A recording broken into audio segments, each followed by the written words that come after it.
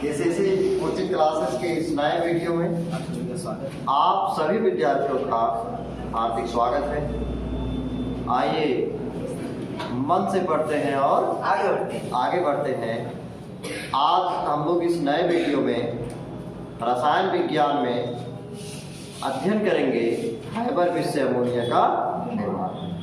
हम लोग इसके पहले नाइट्रोजन परिवार के तत्व का अध्ययन कर रहे थे, ठीक है भैया? किसका? नाइट्रोजन परिवार के तत्वों का अध्ययन कर रहे थे। नाइट्रोजन परिवार के तत्वों में हम लोग काफी आगे निकल गए। उसी हमने नाइट्रोजन के यौगिकों का अध्ययन करना शुरू किया, तो उसमें सबसे पहले हमने अमोनिया पढ़ा, ठीक है? अमोनिया के जितने भी प्रयोगशाला विधि था, अन्य विधियां था, सही है ना? इन सभी का अध्ययन करते हुए आज हमको इसका औद्योगिक विधि पढ़ना है निर्माण का। कि क्वेश्चन आएगा पेपर में, अमोनिया बनाने की औद्योगिक विधि का सचित्र वर्णन कीजिए, या अमोनिया बनाने की औद्योगिक विधि हैबर विधि का सचित्र वर्णन कीजिए। तो हम लोग चित्र ऑलरेडी बना चुके हैं जो ग्रीन बोर्ड पर है। अब इसका सबसे पहले हम लोग ही समझ लेते हैं इसका रासायनिक क्रिया या सिद्धांत इसे बोलते हैं, सही है ना? किस सिद्धांत पर काम करता है? तो हाइपर विषय अमोनिया के निर्माण में, हाइपर विषय अमोनिया के निर्माण में अनूप हमारे साथ आज भी हम बता दें आपको लगातार बने हुए हैं। एक अच्छे विद्यार्थी के रूप में जाने जाते हैं अनूप। तो आज भी हमारे साथ अनूप है, कोई बात नहीं है, आप डरने की कोई बात नहीं। जब तक अनूप अगर क्लास में नहीं है तब तक समझ लीजिए कि कुछ मिस्टेक हो सकता है, लेकिन जब अनूप हमारे साथ पूरा क्लास साथ में। चलिए आप अनूप पढ़ते हो, ठीक है ना? कोई बात नहीं है।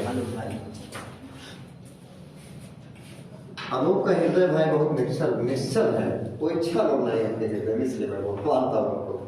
चलिए ठीक है, बाकी और सबको सभी है, लेकिन भाई सबका नहीं है, सबका नहीं है, नहीं सभी का है, लेकिन अनूप भाई थोड़ा सा कुछ लोग ज्यादा नहीं कर रहे हैं। भैया अनूप इसका सिद्धांत पढ़ लेना, ठीक है? पढ़ते हैं। हाइपर विषय अमोनिया के निर्माण में हम लोग नाइट्रोजन और हाइड्रोजन का प्रयोग करेंगे। किसका प्रयोग करेंगे? नाइट्रोजन और हाइड्रोजन का प्रयोग करेंगे। और यह अभिक्रिया एक उत्क्रमणीय अभिक्रिया होगी। कैसी अभिक्रिया होगी? उत्क्रमणीय अभिक्रिया होगी। अभी समझ लेंगे उत्क्रमणीय अभिक्रिया क्या है। अर्थात हम लोग क्या नाइट्रोजन लेंगे और क्या लेंगे भैया? हाइड्रोजन लेंगे। नाइट्रोजन और हाइड्रोजन लेंगे। उत्क्रमणीय अभिक्रिया क्या होगा? बाएं से दाएं और दाएं से बाएं। बात समझ में गया भैया? अब क्योंकि नाइट्रोजन एक निष्क्रिय गैस है, नाइट्रोजन लगभग क्या है? निष्क्रिय गैस है। तो हमको उसका अगर अभिक्रिया कराना होगा तो उच्च दाब देना होगा, एक प्रेशर अप्लाई करना होगा, और ताप तो आप देंगे ही। बात समझ में गया ना? तो हम लोग क्या करते हैं, इसको 200 वायुमंडलीय दाब, 200 वायुमंडलीय दाब और 500 डिग्री सेल्सियस ताप। यानी जब 200 वायुमंडलीय दाब और 500 डिग्री सेल्सियस ताप पर, समझ गया ना, कुछ उत्प्रेरक ले लेते हैं। कुछ क्या ले लेते हैं? उत्प्रेरक ले लेते हैं जो वर्धक का काम करेंगे। उत्प्रेरक किसका कार्य करेंगे? वर्धक का कार्य करेंगे। अभिक्रिया की गति को बढ़ाएंगे। अभिक्रिया की गति क्या करेंगे? बढ़ाएंगे। समझिएगा, उत्प्रेरक वर्धक हम लोग ले रहे हैं आयरन और मॉलिब्डेनम। समझ में गया ना? आयरन और क्या लेंगे? मॉलिब्डेनम लेंगे। अभिक्रिया में हमको अमोनिया प्राप्त होगा, 2NH3। क्या प्राप्त होगा? 2NH3 अमोनिया प्राप्त होगा। और यह एक ऊष्माक्षेपी अभिक्रिया है, अर्थात यहाँ पर क्या मिलेगी? ऊष्मा भी मिलेगी। बात समझ में गया इतना? यहाँ क्या मिलेगा? ऊष्मा भी मिलेगा। अब समझिए, हमने बात किया उत्क्रमणीय अभिक्रिया की। किसकी? उत्क्रमणीय अभिक्रिया, यानी हाइपर विषय अमोनिया के निर्माण में नाइट्रोजन और हाइड्रोजन की अभिक्रिया जो है एक उत्क्रमणीय अभिक्रिया है। उत्क्रमणीय अभिक्रिया का मतलब समझे क्या? कैसी अभिक्रिया? वह अभिक्रिया जो बाएं से दाएं और दाएं से बाएं हो जाए। बात समझेगा। व्यवहारिक भाषा में आते हैं, लोग व्यवहारिक जीवन में प्रवेश करते हैं, सुनते हैं एक उदाहरण अच्छे से। समझ गया ना? टीवी भैया की सीरियल आवा थे, क्या आवा थे? सीरियल हम लोग देखा करा। तो उसमें एक था बहुत बढ़िया सीरियल था, अच्छा था, हम उसको देखते भी थे कभी कभी। अमेरिका एक नागिन, अमेरिका एक नागिन, जानते भैया का? अमेरिका एक नागिन, जब ओका जरूरत पड़ जाए तो एकदम नाग, और फिर तुरंत क्या बन जाए? आदमी, मतलब औरत बन जाती थी, अपने रूप में आ जाती थी अमेरिका। तो अमृता का नागिन में परिवर्तित होना और पुनः नागिन से अमृता, यानी अमृता से नागिन, नागिन से अमृता, अमृता से नागिन, नागिन से, समझ में गया ना? तो कैसी अक्रिया है? उत्क्रमणीय अक्रिया है भाई। कैसी अक्रिया है? उत्क्रमणीय अक्रिया है। टीवी सीरियल में दिखाते जो रसाय रहा थे भैया, रसाय रहा था वो अचानक दूसर मन रूप धर ले, साधु रूप धर ले, समझ में गया ना? और फिर पुनः अपने राक्षस, यानी राक्षस से साधु, साधु से राक्षस, सब ऐसा जो रूप परिवर्तित कर लेते थे, तो उसे क्या बोलते? उत्क्रमणीय अक्रिया। अर्थात नाइट्रोजन और हाइड्रोजन से अमोनिया, और अमोनिया से क्या? नाइट्रोजन और हाइड्रोजन। ये कैसी अक्रिया है? उत्क्रमणीय अक्रिया है। बात समझ गया ना? बात कर लेते हैं उत्प्रेरक वर्धक की। देखिए, उत्प्रेरक वह पदार्थ होते हैं, उत्प्रेरक वह पदार्थ होते हैं जो रासायनिक अक्रिया की गति को तीव्र अथवा मंद कर सकते हैं। क्या कहलाते हैं? प्रेरक कहलाते हैं। बात समझ गया ना? अब समझिए, उत्प्रेरक समझते हैं व्यवहारिक जीवन में। समझिएगा, अगर कभी कभी एक्सीडेंट अगर हो जाए, आप देखें रोड पर, बात समझ गया ना? गलती भले जो साइकिल वाले का है, गलती भले साइकिल वाले का है, लेकिन लड़ा कैसे बा? मोटरसाइकिल वाले से। समझते हैं ना? तो एक्सीडेंट हो जाएगा कुछ क्षण के लिए, मोटरसाइकिल वाला भी गिरा पड़ा है, साइकिल वाला भी गिरा पड़ा है, सब घेरे हैं। सब काम करें भैया, घेरे हैं, समझते हैं ना? तो वीडियो बनवाते हैं सब। अब कुछ ना हो तो बात, कुछ हे भैया कुछ नहीं हो रहा है, तब तक ज्ञान का होते हैं आपके एक जने नहीं है संपात जे है के मार मार मार मार मार मार कैसे मार एक गलती कर रहे कैसे कुछ बिना जाने, बस थोड़ा सा मतलब जहां मार के तब तक शुरू करिए। समझ रहे हैं ना? वो मार मोटरसाइकिल वाले फोड़ देंगे मुंह मार के, गलती भले साइकिल वाले की बात। समझे थे भैया?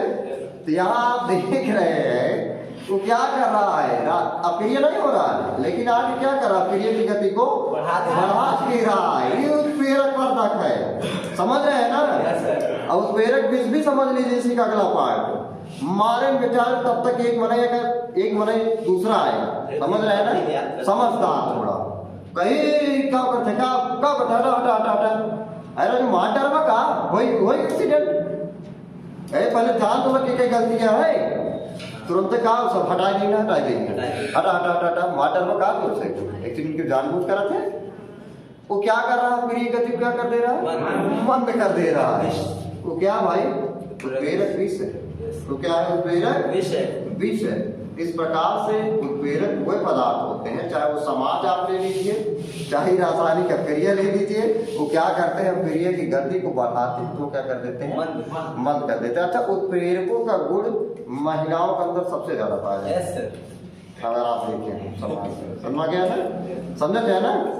दुई बात उनसे जाए कहेंगे, समझते हैं ना? उनके दुई बात वहां तक कहेंगे, उनके दुई बात वहां तक कहेंगे, आपस में मन मोटा हो जाते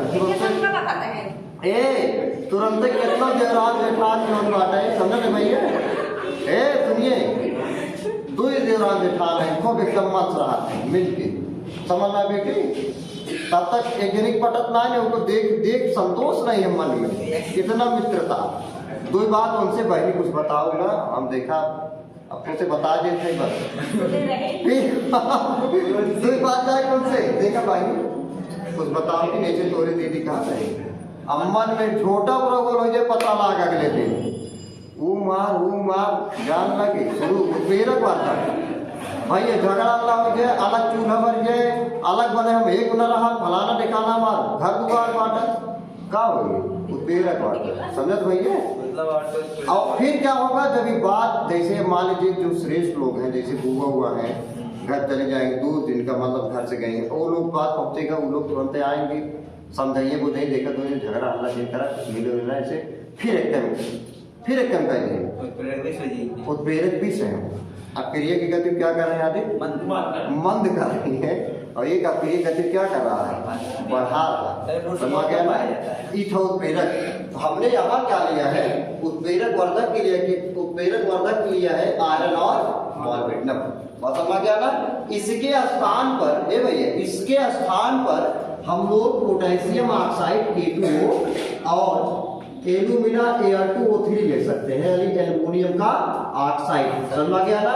इसका भी मिश्रण ले सकते हैं। मान लीजिए अगर आपके पास आयरन और मॉलिब्डेनम उत्प्रेरक नहीं है, समझ गया ना, इसके स्थान पर हम क्या ले सकते हैं? पोटेशियम ऑक्साइड और एल्युमिनियम Al2O3 एल्यूमिना ले सकते हैं। बात समझ गया? इतना बात समझ गया भैया? अब समझेंगे जब हम लोग नाइट्रोजन, अच्छा एक बात और है समझ लेंगे, हाइड्रोजन कितना आयतन में है? 3 के आयतन में है, 3 मोल E1, लेकिन 3 एक कितना हो जा रहा है? पूरा 4 बन कितना रहा? 2 मोल बन रहा है ना, आयतन कम बन रहा है ना। तो अग्र क्रिया होने के लिए, ज्यादा होने के लिए हम लोग क्या करते हैं? दाब को बढ़ा देते हैं। तो लासातेलिए का नियम समझ गया ना? लासातेलिए नियम है, अगर अभिकारकों का आयतन ज्यादा हो, उत्पाद कम आयतन में हो जाएगा, ठीक है ना? हम क्या करेंगे? दाब को बढ़ा देंगे, ताप को थोड़ा कम ही रखेंगे। बस समझ गया? अब तक 1800 डिग्री सेल्सियस नाइट्रोजन को अपग्रेड करा जा रहे थे ना, लेकिन ताप यहाँ 500 डिग्री सेल्सियस करेंगे तो आयतन क्या होगा? जल्दी से बनेगा। समझ गया ना? अग्र क्रिया में ही होगा, अग्र दिशा में अर्थात अप्रिय होगा। अमोनिया से फिर नाइट्रोजन और हाइड्रोजन में नहीं मिलेगा। बात समझ गया इतना? अब समझते हैं, आपका हम परिचय करा दें। हाइबर विथ में जितने उपकरण थे उससे हम लोग परिचय पहले कर लेते हैं, थोड़ा सा बेर हो जाते हैं। रेशन तो बाकी समझ में आ गया ना? आगे भैया अब हम लोग थोड़ा सा उपकरण जान लेते हैं, उसके बाद फिर देखते हैं इसमें क्या होगा। समझ गया ना? हाइबर विथ में पहला उपकरण है, यहाँ पे पहला लगा है संपीडक। क्या लगा है? संपीडक। इसको कंप्रेसर भी बोलते हैं। क्या बोलेंगे? कंप्रेसर, जो दाब दे सके और दाब से क्या करे? नाइट्रोजन और हाइड्रोजन को क्या करे? शक्कर सके, ले सके अंदर। बात समझ गया ना? समझ गया ना? अंदर इसे हवा खींचेगा, अंदर की तरफ। बात समझ रहे हैं ना? ये कंप्रेसर है, संपीडक। उसके बाद का जो पार्ट है हाइबर विथ में, शुष्कन और शोधक कक्ष है। शुष्कन और शोधक कक्ष है। उसके बाद उत्प्रेरक तथा ऊष्मा विनिमयी कक्ष है। बस समझ गया ना? उत्प्रेरक तथा ऊष्मा विनिमयी कक्ष है। उसके बाद अवशोषण तथा कौन सा कक्ष है? शीतलक कक्ष है। लास्ट में पुनः परिसंचरण पंप लगा है। लास्ट में क्या लगा है? पुनः परिसंचरण पंप लगा है। तो अभी कितने पार्ट हुए? 1 2 3 4 और 5। समझ गया ना? तो इस अंक के जरिए 5 पार्ट है। इस अंक के जरिए जब आप भी परीक्षा में बैठिएगा, बात समझ गया, अगर आ जाता है दिमाग, तो आपके दिमाग में रहना है हमको 5 पार्ट इसके लगाने होंगे। ठीक है, बात समझ गया ना? 5 पार्ट बनाने होंगे। बात समझ गया ना?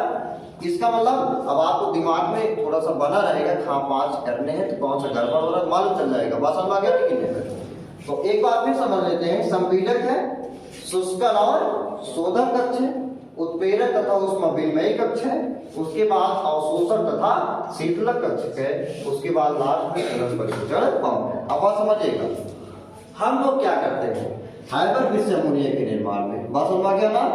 द्रव वायु के प्रभाजी आसवन से, वायु के प्रभाजी आसवन से प्राप्त नाइट्रोजन गैस भाई वायुमंडल में सर्वाधिक मात्रा में है। समझ गया ना? और हम फैक्ट्री चला रहे हैं, मतलब उद्योग वाला काम कर रहे हैं, आर्थिक स्थिति में हम लोग अपने काम कर रहे हैं। सही है ना? तो हमको क्या करना है, हमारा लॉस ना हो, इसलिए आसानी से मिले। तो हाइबर ने यही दिमाग लगाया कि आसानी से नाइट्रोजन मिल सकता है कहाँ? वायुमंडल से। तो उन्होंने क्या किया, वायु के प्रभाजी आसवन से प्राप्त नाइट्रोजन और भाप अंगार गैस। कैसे गैस भैया? भाप अंगार गैस यानी जल गैस H2 और कार्बन मोनोऑक्साइड का क्या होता है? मिश्रण होता है, भाप अंगार गैस। इस भाप अंगार गैस से हाइड्रोजन गैस को क्या किया? 200 वायुमंडलीय दाब पर क्या किया? संपीडक में क्या किया?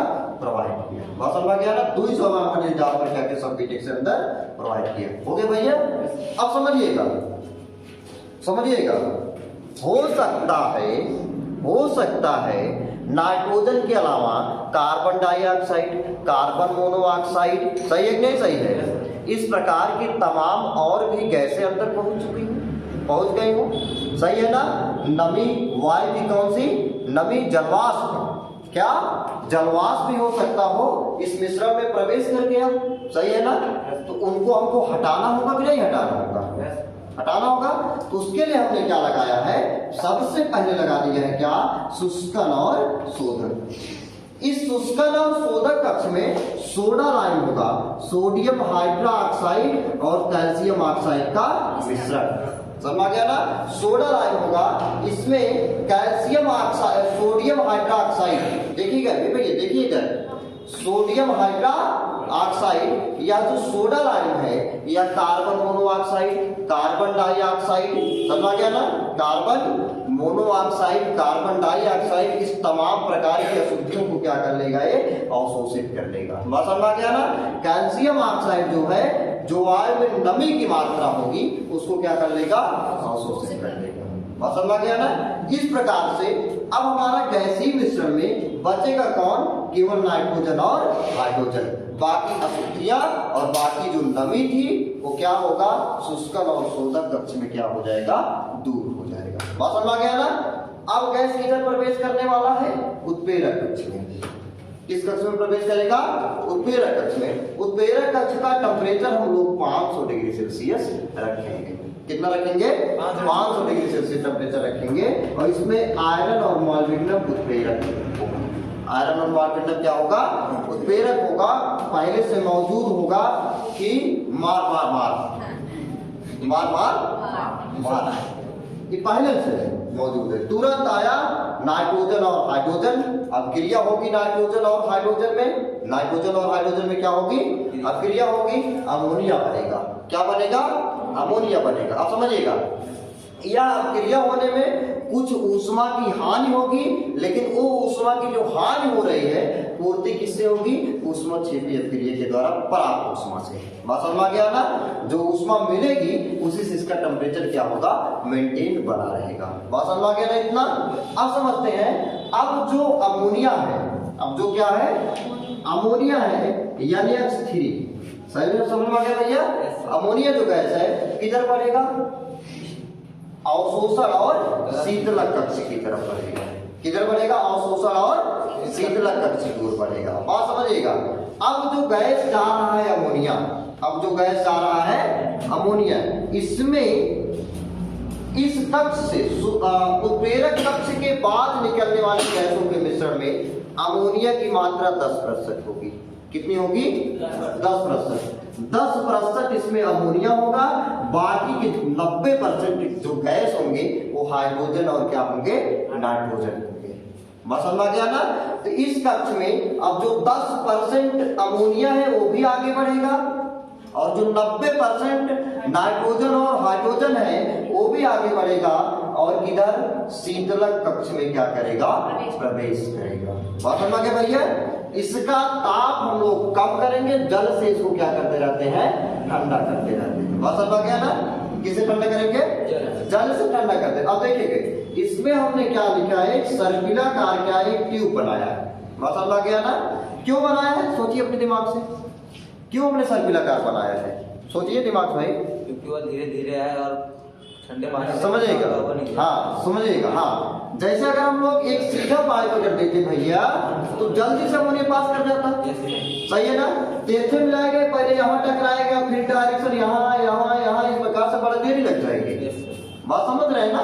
तो देर लगेगा, इतने समय में इतने का टेम्परेचर गिर जाएगा, और जो गैस के रूप में है किसके रूप में आ जाएगा, लिक्विड के रूप में, बात समझ गया ना। यहाँ से द्रव अमोनिया को हम लोग प्राप्त कर लेंगे, इसी कारण इसको अवशोषण कक्ष भी कहते, बात समझ गए इतना।